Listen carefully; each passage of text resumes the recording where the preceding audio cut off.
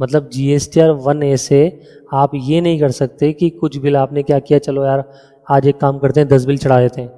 अपने पास GSTR 1A का तो ऑप्शन है, 2 बिल भूल गई, पार्टी देना भूल गई B2B के, उसको अपन GSTR 1A भरते टाइम चढ़ा देंगे।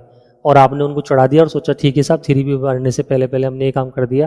तो ये दोस्तों ऐसा बिल्कुल भी नहीं है।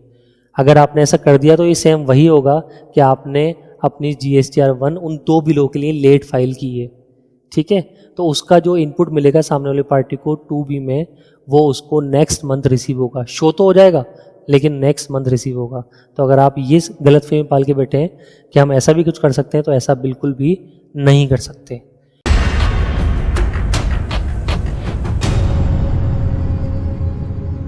हेलो दोस्तों, डिजिटल सीए में आप सभी का फिर से स्वागत है। दोस्तों आज जो हम आपके लिए वीडियो लेकर आए हैं उसे आपको बताएंगे GSTR 1A के बारे में।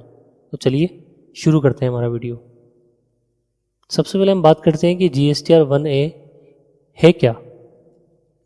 GSTR 1A एक ऐसा फॉर्म है जो आपको आपके द्वारा फाइल की गई GSTR 1 में सुधार करने की सुविधा देता है। अगर आपने किसी महीने में GSTR 1 फाइल करते टाइम कोई गलती की या कोई एंट्री मिस कर दी, तो आप GSTR 1A के माध्यम से इसे सही कर सकते हैं। कुल मिला के बात इतनी सी है कि मान लीजिए आपने GSTR 1 आपने फिल कर दी अपनी, ठीक है, उसका टाइम पूरा हो गया, ड्यू डेट आ गई उसकी।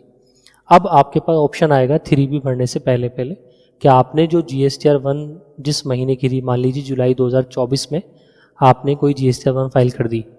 अब आपने जैसे ही GSTR 1 फाइल की, आपको ये लगता है कि उसमें आपसे कोई मिस्टेक हो गई है, तो आप उसको 3B फाइल करने से पहले पहले GSTR 1A के माध्यम से उसको सुधार सकते हो। मान लीजिए कि आपने जुलाई 2024 के GSTR 1 को 10 अगस्त 2024 को फाइल किया और आपको बाद में पता चला कि आपने कुछ गलतियां की हैं, तो 11 अगस्त 2024 से GSTR 1A आपके लिए उपलब्ध हो जाएगा और आप उसमें सुधार भी कर सकते हैं। फिर बात करते हैं हम GSTR 1A कब और कैसे फाइल किया जाता है। देखो दोस्तों, अगर आप मंथली फाइलर हो, अगर आप मंथली रिटर्न फाइल करते हैं, तो GSTR 1A आपके लिए GSTR 1 की फाइलिंग की तारीख के बाद खुलेगा और GSTR 3B फाइल करने तक उपलब्ध रहेगा। इस बात का ये मतलब होता है कि आपने GSTR 1 जो फाइल की और जो GSTR 1 की ड्यू डेट होती है, दोनों में से जो भी हायर डेट होती है, तो जनरली हम मान लेते हैं कि 11 तारीख को आपके पास ये ऑप्शन अवेलेबल होगा कि आप GSTR 1A फाइल कर सकते हैं। और अगर GSTR 3B फाइल करने से पहले पहले ये ऑप्शन अवेलेबल रहेगा आपके पास। और बात करते हैं अगर क्वार्टरली फाइलर हैं अगर आप, तो उस केस में जो GSTR 1 है, जब आप पूरे क्वार्टर की GSTR 1A फाइल कर देंगे, उसके बाद GSTR 1A का ऑप्शन खुलेगा। मतलब जो IFA फाइल करते हैं तो नहीं खुलेगा, IFA फाइल किया आपने दूसरे महीने की तो नहीं खुलेगा। जब पूरे क्वार्टर की GSTR 1 फाइल कर दोगे आप, तो ही GSTR 1A का ऑप्शन खुलेगा। मान लीजिए आपने IFA पहले महीने में गलती की या दूसरे महीने में गलती की या दोनों महीने में गलती कर दी, तो उसको सुधारने के लिए आप क्या करेंगे, जो आपकी पूरे क्वार्टर की GSTR 1 फाइल कर देंगे, उसके बाद भी आपको लगता है कि गलती कुछ रह गई, तो आप उसको GSTR 1A में सुधार सकते हैं, और वही 3B से पहले पहले। कुछ इंपॉर्टेंट बात है इसमें कि अगर आपने GSTR 3B फाइल कर दी है, तो फिर आप GSTR 1A फाइल नहीं कर सकते। इस चीज़ का खास तौर पर ध्यान रखना है आपको कि GSTR 1A हमेशा 3B फाइल करने से पहले पहले ही फाइल हो सकती है, बाद में फाइल नहीं हो सकती। GSTR 1A फाइल करना क्या कंपलसरी है या ऑप्शनल है? तो मैं आपको बता देता हूँ कि GSTR 1A फाइल करना पूरी तरह से ऑप्शनल है। मतलब ये ज़रूरी नहीं है। अगर आपको लगता है कि आपने कुछ गलती की है या आप कुछ एंट्री करना भूल गए हैं, तो आप उसको ठीक कर सकते हैं GSTR 1A के माध्यम से। और अगर आपने कोई गलती नहीं की, आपको लगता है कि नहीं ठीक है हमारा सब कुछ सही है, तो ये फाइल करना कोई कंपलसरी नहीं है, कोई लेट फीस नहीं लगेगी आपकी। GSTR 1A की कुछ इंपॉर्टेंट बातें हैं, वो आपको जाननी ज़रूरी है कि ये किस तरह फाइल होगी। जाहिर सी बात है क्योंकि सारी GST रिटर्न ऑनलाइन फाइल होती हैं, या फिर GSP के माध्यम से भी आप फाइल कर सकते हैं। इसमें कई लोगों का सवाल आता है कि साहब क्या निल की भी फाइलिंग कर सकते हैं हम GSTR 1A? तो अभी मैं आपको बता दूं कि GSTR 1A में निल की फाइलिंग का कोई ऑप्शन नहीं है, लेकिन ये एक ऑप्शन थोड़ा सा अटपटा है। मतलब मान लीजिए आपने किसी महीने का जो बिल था उसमें कुछ ऐसे करेक्शन थे जिससे आपकी GST रिटर्न निल हो जाती है, लेकिन आप ये इस तरह नील नहीं कर सकते इसको, ठीक है। तो उसका फिर जो जुगाड़ बैठेगा वो सारा GSTR 1 में ही बैठेगा, GSTR 1A में नहीं बैठेगा। GSTR 1 में अमेंडमेंट की भी कुछ लिमिटेशंस हैं, जैसे कि GSTR 1A में आप सिर्फ उसी महीने की जो एंट्री एडिट कर सकते हैं जिसमें आपने GSTR 1 फाइल किया है। फॉर एग्जांपल अभी जो टाइम चल रहा है उसमें जुलाई 2024 की आपने GSTR 1 फाइल की, ठीक है, मंथली मान लेते हैं हम एक बार। तो आप अब GSTR 1A में जो अमेंडमेंट कर सकते हैं वो GSTR 1 जो जुलाई में आपने फाइल की है उसी का कर सकते हैं।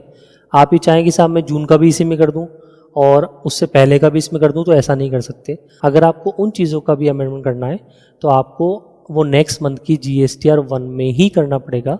GSTR 1A जो है वो सेम मंथ की GSTR 1 की ही एडिट हो सकती है, दूसरे मंथ की, पिछले महीने की नहीं हो सकती।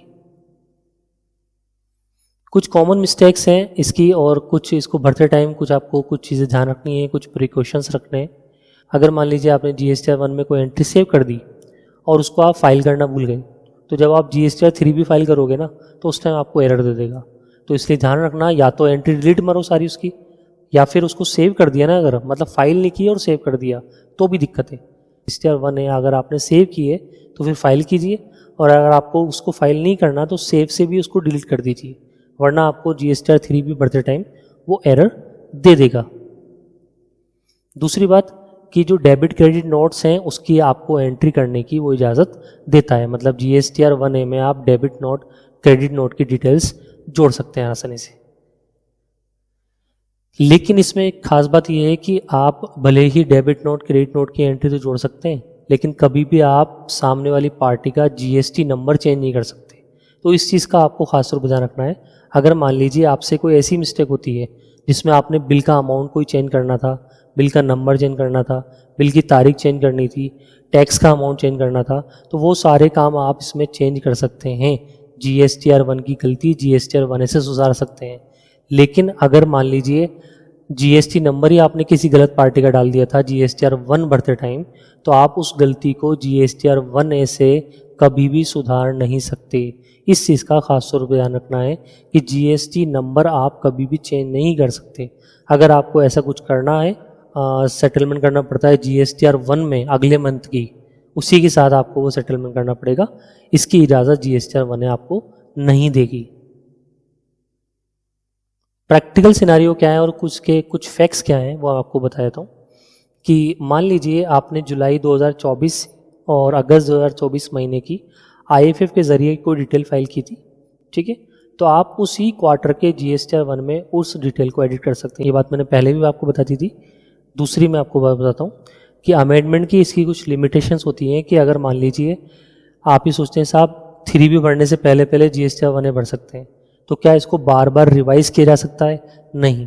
GSTR 1A अगर आपने एक बार फाइल कर दी तो आप उसको दोबारा एडिट नहीं कर सकते हैं, भले ही आपने GSTR 3B अभी फाइल नहीं की हो।